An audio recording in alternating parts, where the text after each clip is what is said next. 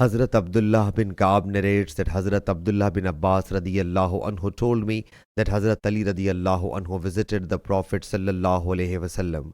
Abdullah bin Ka'ab bin Malik states that Hazrat Abdullah bin Abbas radiyallahu anhu told me that Hazrat Ali bin Abu Talib radiyallahu anhu visited the Prophet sallallahu alaihi wasallam during his terminal illness and then came out.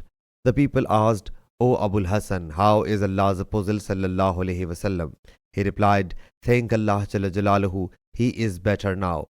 Hazrat Abbas radiyallahu anhu thereupon held his hand and said, "Don't you see, by Allah Jalla Jalaluhu, you will be led by a staff.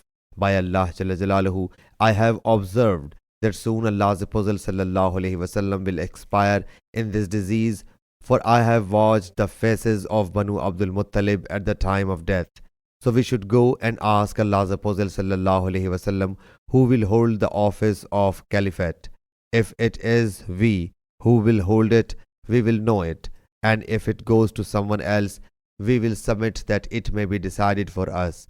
Hazrat Ali radiyallahu anhu said, "By Allah Jalla Jalaluhu, if we request Allah's Apostle sallallahu alaihi wasallam for it, and he sallallahu alaihi wasallam refuses it, the people will never give it to us after him.